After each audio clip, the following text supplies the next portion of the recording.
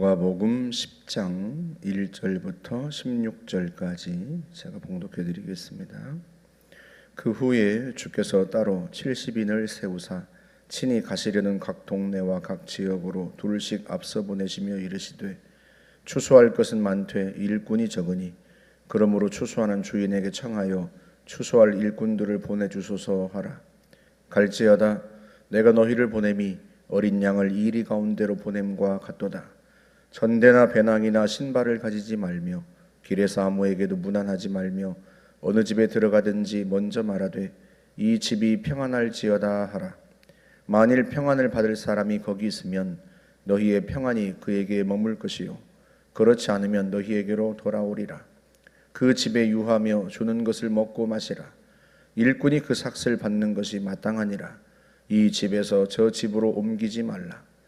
어느 동네에 들어가든지 너희를 영접하거든 너희 앞에 차려놓는 것을 먹고 거기 있는 병자들을 고치고 또 말하기를 하나님의 나라가 너희에게 가까이 왔다 하라.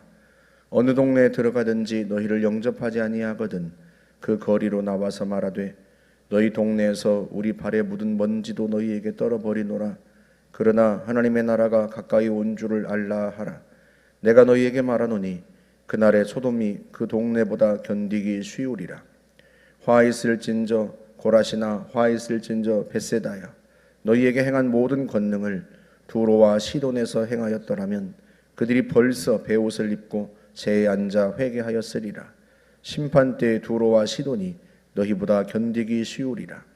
가버나움아 네가 하늘에까지 높아지겠느냐 음부에까지 낮아지리라. 너희 말을 듣는 자는 곧 내 말을 듣는 것이요 너희를 저버리는 자는 곧 나를 저버리는 것이요 나를 저버리는 자는 나 보내신 이를 저버리는 것이라 하시니라. 아멘. 주님이 70인을 따로 세우시고 친히 가시려는 그 동네에 앞서 먼저 파송하십니다. 전도로 파송하시는 거죠. 9장에서 우리가 12사도를 주님께서 파송하시는 장면을 보았는데 이번에는 주님이 70명의 제자를 먼저 파송하십니다. 우리가 지난주에 주님을 따르겠다고 하는 사람들에게 주님이 하셨던 말씀을 보았죠.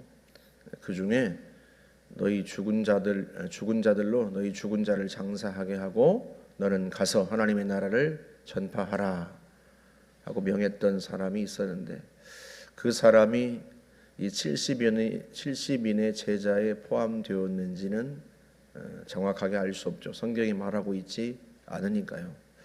그러나 분명한 것은 주님께서 더 많은 사람을 파송하고 싶어 하셔요. 전도에 파송하고 싶어 하세요. 그 마음이 주님의 말씀 속에 고스란히 담겨 있습니다. 2절에 보면 추수할 것은 많되 일꾼이 적으니 추수하는 주인에게 일꾼을 보내달라고 기도하라 하고 말씀을 하죠. 주님이 보시기에요 추수할 게 너무 많아요. 그런데 70명의 이 제자들을 보내시는데 70명이면 굉장히 많지 않습니까? 그런데도 불구하고 일꾼이 적다. 전도로 파송한 그 70명의 제자가 거두어 드리기에는 그보다 훨씬 더 예수님을 믿고 하나님 나라 백성 될 사람들이 많은 거죠. 그러니 더 많은 사람을 추수할 일꾼들을 보내달라고 성부 하나님 앞에 기도하여라 그런 말씀입니다. 예수님께서 요한복음 4장에서도 비슷한 말씀을 하셨는데요. 제자들에게 너희는 넉 달이 지나야 추수할 때가 된다고 하지 않느냐. 그러나 보아라 벌써 희어져서 추수할 때가 되었다.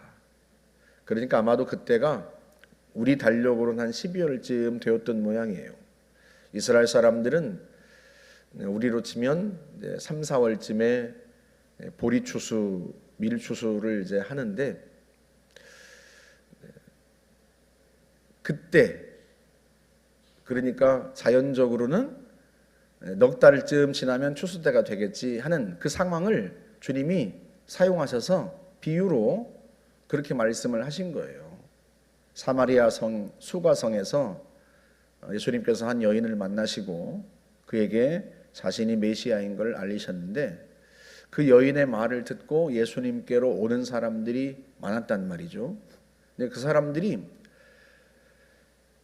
예수님을 믿고 영접합니다. 제자들은, 사마리아 사람들은 복음을 받아들이지 않을 거야. 저 사람들은 구원받을 사람들이 아니야. 그랬단 말이죠. 이스라엘 사람들이 사마리아 사람들을 상종하지 않았으니까요. 왜? 구원의 백성이 아니라고 생각했으니까요. 그런데 예수님이 보기엔 다른 거죠. 예수님이 보기에는 벌써 희어져 추수할 때가 되었다. 추수하게 되었다.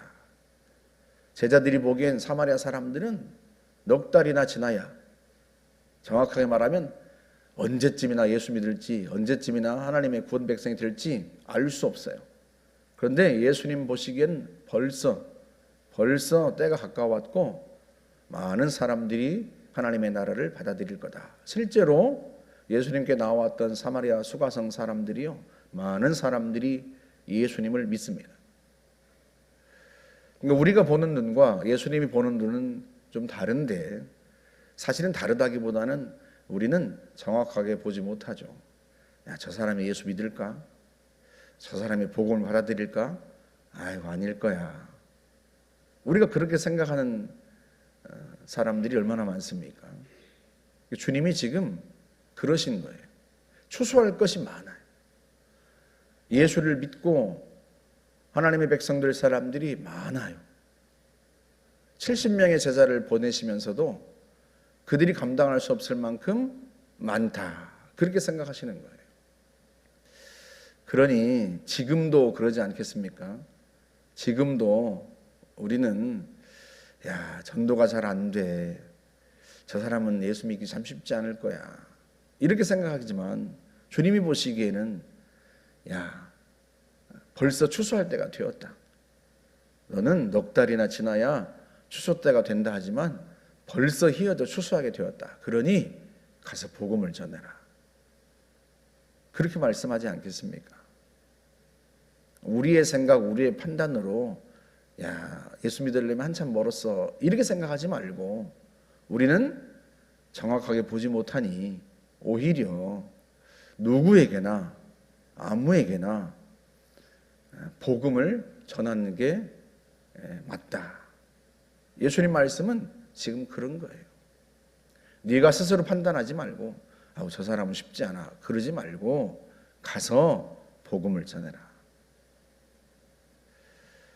그 다음은 주님의 몫이죠. 그러지 않겠습니까?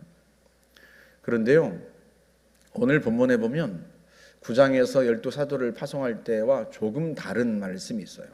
그때 말씀하지 않았던 게 있는데 그게 뭔가 하면 그게 3절의 말씀이에요.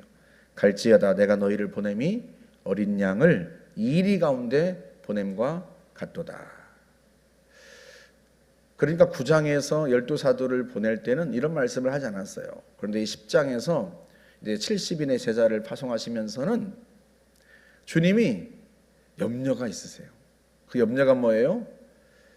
내가 양을 이리 가운데 보내는 것 같다.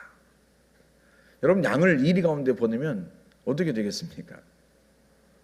양이 이리에게 금방 잡아먹히죠. 주님이 마치 제자들을 70인의 제자들을 보내시면서 그런 염려가 있는 거예요. 전도 이 사명을 잘 감당할 수 있을까? 가서 복음을 전하다가 낙심되고 상처받고 제풀에 뒤집어지고 낙심하지 않을까? 그런 염려가 있는 겁니다. 그만큼 주님의 말씀 속에는요, 이게 예수 믿을 사람도 많지만 그렇지 않고 복음 전하는 사람들을 박해하고 그들을 낙담케 할 사람도 많다. 그런 의미예요. 세상이 그런 거예요. 우리가 복음을 전할 세상이 그런 겁니다. 우리가 복음을 전해서 예수 믿게 할 사람도 많아요. 휘어져 추수하게 되었고 추수할 것이 많아요. 추수할 일꾼들이 더 많이 필요하다 싶을 만큼 예수 믿을 사람이 많아요. 그런데 우리는 추수할 것과 그렇지 않는 걸 구분하지 못해요. 그러다 보니까 또 한편으로는 방해하는 사람도 많고 또 박해할 사람도 많고 또 우리를 낙담케 할 사람도 많은데 우리가 그걸 구분할 수 없으니 우리의 눈은 짧아서 그걸 구분할 수 없으니 주님이 염려가 있는 거죠. 행여 복음을 전하다가 아휴 야 내가 무슨 전도를 하겠어. 내가 그럴 줄 알았어. 아이고 저런 사람들이 다 부지기수인데 아우 괜히 나만 상처받고 나만 힘들지. 아우 나는 이게 전도의 사명이 없나 봐. 이렇게 낙담이 되고 금방 제풀에 꺾여서 그렇게 마치 양이 이리 가운데 들어갔다가 괜히 그냥 핥히고 상처 입고 그리고 목숨만 겨우 건져서 도망쳐 나오는 그런 꼴이 될까봐 주님이 염려가 있으신 거죠. 주님이 지금 우리를 그런 세상으로 보내시는 거예요. 그래서 어떻게 하라? 뱀처럼 지혜로우라 하고 주님이 말씀을 하시는 거죠. 너희가 비둘기처럼 순결하고 뱀처럼 지혜로우라 하고 말씀하세요. 누가복음에는 그 말씀이 나오지 않지만 마태복음에는 나온단 말이죠. 우리가 순결해야 돼. 거룩해야 됩니다. 무슨 말이냐면 하나님과 더 친밀해져야 돼. 하나님과 더 가까워져야 되고. 왜? 하나님의 은혜를 힘입어야 우리가 그 험악한 세상에서 복음을 다 잘 전할 수 있단 말이죠. 우리의 힘만으로는 마치 양이 늑대 가운데 들어간 것과 같아요. 그러니 우리가 하나님의 은혜가 필요하고요. 주님의 돌보심이 필요해요. 그래서 매 순간 하나님과 더 친밀해져야 되고 하나님께 더 가까이 나아가야 합니다. 그래야 그 하나님의 은혜로 복음을 전하죠. 뱀처럼 지혜로워야 하고요. 제자들에게도 그 말씀을 하시는 거예요. 4절에 보면 길에서 아무에게도 무난하지 말고 일단 어느 집에 들어가든지 먼저 평안을 빌어라. 이게 무슨 말이에요? 너희들 잘 구분도 안 되는데 아무에게나 처음 만나는 사람에게 안부 전하지 말고 일단 어느 집에 들어가서 평안을 빌면 그 사람이 너희를 받아들이면 그 사람은 그래도 호의적이니까 일단 호의적인 사람의 집에 머물면서 그러면서 이제 그 동네에 복음을 전해라. 주님이 염려되시니까 그런 말씀을 하시는 거예요. 너희에게 우호적인 사람, 그런 사람 먼저 그 집에 들어가서 평안을 빌고 그 사람에게 먼저 복음을 전하고 그 사람의 집에서 먹고 마시면서 그러면서 그 동네에 복음을 전하여라. 그런 의미입니다. 우리도 화요일 날 길에서 복음을 전합니다만 제 아내가 이제 그렇게 전도 대원들에게 권면하고 훈련도 하고 그러잖아요. 먼저 고난당한 사람, 어려움이 있는 사람, 그런 사람에게 먼저 접근하고, 그러니까 이 사람이 어떤 사람인지 파악하라고 그러잖아요. 그래서 먼저 고난당한 사람인지 전에 예수를 믿다가 지금 쉬고 있는 사람인지 그런 사람들을 우선적으로 복음을 전하라. 왜? 그들은 마음이 낮아져 있고 또 한편으로는 휘어져 추수할 사람일 수 있으니 그런 사람들에게 먼저 복음을 전하라. 전혀 받아들일 생각도 없고 교회에 적대적이고 이런 사람들을 붙들고 설득하려 하고 복음을 전하려 하다가는 어떻게 되겠어요? 괜히 봉변만 당하고 그런단 말이죠. 그래서 제가 전에 도봉동에 있을 때는 그렇게 훈련도 시켰어요. 그때 아파트 전도 가가호 이제 벨 누르고 전도했으니까요.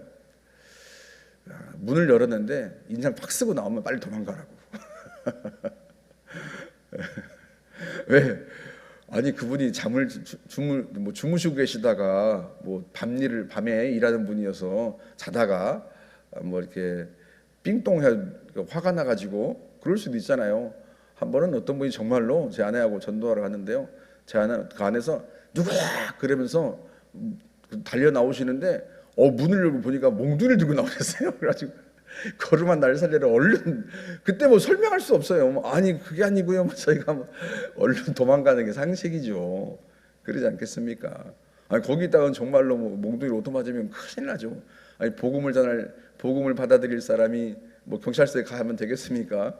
그분을 범죄자 만들면 안 되니까 얼른 도망가야죠. 얼른 도망가야죠. 그러니까 우리가요 복음을 전하면서 그런 지혜도 필요하다. 그래서 우리가 코팅 고구마다 고구마 전도왕 강의하시는 분이 그런 얘기를 하세요.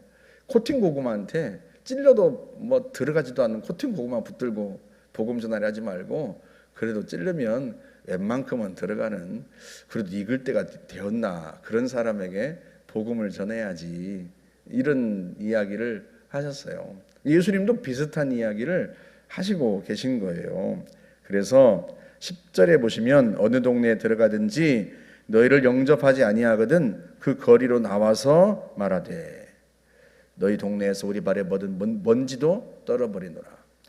받아들이지 않고 영접하지 않은데 그곳에서 고군분투하지 말고 지금 추수할 것이 얼마나 많은데 얼른 가서 다른 곳에 가서 받아들일 만한 사람들에게 가서 복음을 전해야지. 적대적인 사람들에게 가서 지금 그럴 만한 시간 여유가 없다. 지금 그 얘기를 하고 계신 거예요. 진짜 주님은 시간 여유가 없으세요. 왜? 지금 이제 예루살렘으로 올라가시려고 한단 말이죠. 그러니 주님은 정말로 시간 여유가 없죠. 여러분 우리는 그렇습니까? 우리는 시간 여유가 많아요? 우리는 그렇게 많은 것처럼 보이지만요. 사실은 주님 눈에 보시기에는 빨리 지금 복음을 전해야 할 사람들이 많아요. 받아들일 준비가 되어 있는 사람들이 많아요. 그러니 그들에게 가서 먼저 복음을 전하라. 우리는 그걸 구분할 수 있는 눈이 없으니 어떻게 해요? 일단은 복음을 다 전해봐야 하지만 복음을 전했는데 전혀 받아들일 준비 안 된 사람에게 너무 많은 시간을 낭비하지 말고 또 다른 사람에게 가서 복음을 전해보고 그렇게 해서 지금 받아들일 준비가 되어 있는 사람들을 얼른 빨리 추수해라. 그 이야기를 하고 계신 거죠. 여러분 주님이 가는 곳마다 다 환영받으셨던 게 아니에요. 여러분 거기 보면 그 13절에 화 있을진저 고라시나 화 있을진저 벳사다야 그렇게 화를 선포하시죠. 고라신, 벳세다, 가버나움 이런 동네에서요 많은 기적을 행하셨단 말이죠. 많은 병자를 치유하시고 많은 기적을 행하셨습니다. 그런데요 도무지 받아들이지 않아요. 내가 너희에게 전한 그 복음을 두로와 시돈에서 그러니까 이방 나라에서 전했더라면 벌써 그들이 다 회개했을 거다. 근데 이 고라신, 벳세다 그리고 가버나움 이 동네 사람들이 얼마나 강팍한지요. 주님이 그 많은 이적을 행하시고 많은 병자를 고치셨는데도 불구하고요 도무지 주님을 받아들이지 않아요. 나사렛 같은 곳은 얼마나 예수님이 어려서부터 자라셨던 고향 나사렛은 예수님을 낭떠러지에서 밀어 떨어뜨리려고 합니다. 얼마나 안타까워요. 하나님의 아들이 오셔서 그것도 많은 기적까지 행하시면서 복음을 전하시는데요 다 코팅고구마예요. 전혀 받아들일 준비가 안 돼 있어요. 주님도 그게 너무 속상하세요. 얼마나 속상하신지 화를 선포하시겠습니까? 소돔과 고모라가 내가 너희에게 전한 행한 이적을 그곳에서 행했더라면 거기는 벌써 다 회개했을 거다. 소돔이 마지막 심판 때 너희보다 더 견디기 쉬울 거다. 소돔이 어떤 곳입니까? 불로 심판받은 곳이잖아요. 하나님께서 심판하신 곳인데 그곳보다 더 악하다. 주님도 모든 사람에게 환영받으셨던 건 아니에요. 모든 동네에서 환영받으셨던 것도 아니고요. 우리도 마찬가지입니다. 우리가 복음 전하려 하는 사람들 모든 사람들에게 우리가 환영받지 못합니다. 하지만 그 중에서도요, 그럼에도 불구하고 추수할 게 많아요. 예수 믿을 사람들이 많아요. 준비된 영혼들이 많아요. 그러니 어떻게 하라? 부지런히 복음을 전하고 또 일꾼이 부족하니 일꾼을 보내달라고 기도하라. 험악한 세상에서, 적대적인 세상에서 낙심하지 않고 부지런히 복음을 전할 많은 사람들이 필요하다. 주님이 말씀하시는 거죠. 저와 여러분도 주님이 감동 주실 때마다 복음 전하고 우리의 눈으로 판단하지 말고 이 사람은 멀었어 그렇게 생각하지 말고 복음을 전하면 그 중에 예수 믿을 사람 만나게 됩니다. 그 사람들 주님께로 인도해서 그들이 예수 믿고 영혼이 구원받고 인생이 새로워지는 그런 은혜가 있도록 우리가 추수한 일꾼이 될 수 있기를 주의 이름으로 축복합니다. 함께 기도하겠습니다. 좋으신 하나님 감사합니다. 복음의 적대적인 세상이지만 그럼에도 불구하고 추수할 것이 많습니다. 하나님 아버지, 우리는 그것을 구분할 수 있는 눈이 없으니 부지런히 복음 전하며 주님이 감동 주실 때마다 하나님 아버지, 주님이 맡겨주신 사람, 붙여주신 사람에게 예수 믿도록 권면하겠습니다. 주님, 저희들을 통하여서 많은 영혼들이 추수되어 주님께로 돌아오는 역사가 일어나게 하시고 그 영광스러운 일에 우리를 주님 사용하여 주옵소서. 감사드리며 예수님의 이름으로 기도하옵나이다. 아멘.